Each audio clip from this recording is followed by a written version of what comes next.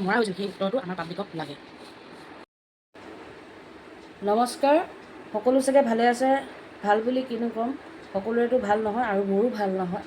এনেই মই সুধোঁ যে সকলোৱে ভালে আছেনে? মোৰো ভাল। কিন্তু আজি এটা বিশেষ কাৰণত আহিছোঁ। কাৰণ কিয় কথাকেইটা মানে মোৰ মনত বহুত খেলাই আছে, কিন্তু মই ভাবিছোঁ কাৰো আগতো স্বীকাৰোক্তি দিম, গতিকে আপোনালোকৰ আগত মোক কোৱাটো কিজানি মই দায়িত্ব বুলি ভাবোঁ এক প্ৰকাৰ, যিহেতু ময়োতো অসমৰে এজনী মানুহ হয় ন।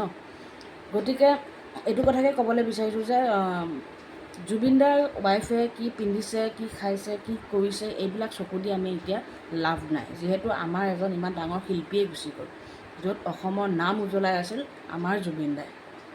গতিকে মেইন পইণ্টটো এইটোৱে যে জুবিনদাক কোনে মাৰিছে আৰু কেনেকৈ কি চক্ৰান্ত কৰিছিলে, এইবিলাক কথাহে আমি জনাটো আচলতে দৰকাৰ, আৰু এই কথাটোহে আমি সূচাৰিব লাগে। তেওঁ কাৰ লগত কি সম্পৰ্ক আছিল, তেওঁ কাৰ লগত কি কৰিছিল, মানে জুবিনদাৰ ঘৈণীয়েকৰ কথা কৈছোঁ, সেইবিলাক মেটাৰ আমি ধৰি লাভ নাই, যে আমাক সেইটোহে উত্তৰ লাগে। আৰু সিদ্ধাৰ্থ হওক, চামকানু মহন্ত হওক আৰু তেওঁৰ লগত থকাকেইটাক কৈছোঁ, তহঁতি যদি মূল্যই মানুহৰ বুজি পোৱা নাছিলি, তেন্তে তহঁতে কি অতদিনে বিজনেছ বুলি ভাবিছিলি জুবিনক লৈ? আৰু এটা কথা স্পষ্টকৈ ক'বলৈ বিচাৰিছোঁ, ঘৰত নিউজ লাইভ পঠাই পঠাই সিহঁতৰ মুখৰ স্পষ্টীকৰণ লৈ লাভ নাই। সিহঁতক পুলিচৰ ওচৰলৈ আনক আৰু তেতিয়া সিহঁতে কি কয় শুনক, আৰু পাব্লিকৰ আগত সিহঁতক পূৰা স্পষ্টবাদীকৈ সোধক সিহঁতে কি কৰিছিল।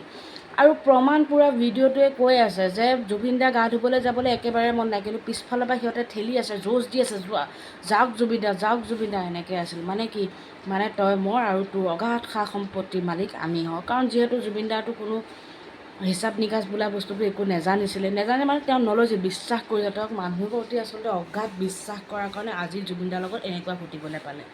আৰু জুবিনদাই এটা টাইমত সঁচা কথা কিছুমান কৈছিল যে মই সাধাৰণ মানুহৰ লগত থাকিব, পাণ তামোলৰ দোকানীৰ লগত, চাহ দোকানীৰ লগত, এইবিলাকৰ লগত জীৱন কটাই ভাল পাইছিল, সিহঁতৰ জীৱন কাহিনীবিলাক জানি ভাল পাইছিল। আজি চাওক কিমান সাধাৰণ জনতাই জুবিনদাৰ কাৰণে চিঞৰি কিন্তু তেওঁৰ লগতে কিছুমান গান গোৱা মানুহ, পুৰণা গায়ক গায়িকা হওক বা অভিনেত্ৰী হওক, কিন্তু এতিয়াও বহুত অহা নাই জুবিনদাৰ শেষ মুহূৰ্তটো। গতিকে এইবিলাক কোনে কি কৰিছে সেইবিলাক চব বাদ দিয়ক, মুঠতে জুবিনদাক কেনেকৈ মৰা হৈছিল সেই উত্তৰটো আমাৰ পাব্লিকক লাগে।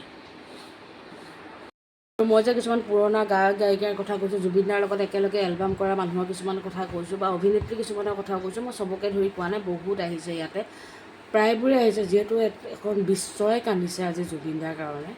তাৰ মাজত কিছুমানে হয়তো অলপ বেয়া পাইছে, সিহঁতে অহা নাইকিয়া, গতিকে সিহঁতক মানে মই নাম ল'বলৈ বিচৰা নাই, কিয়তো কয় ন মানুহে বাটৰ কচু গাত ঘঁহি লাভ নাইকিয়া। যিহেতু আমাৰ এতিয়া অসমখনৰ মানুহে এইটোৱে বিচাৰিছে যে জুবিনদাৰ উচিত তদন্ত আৰু উচিত বিচাৰ আমাক লাগে।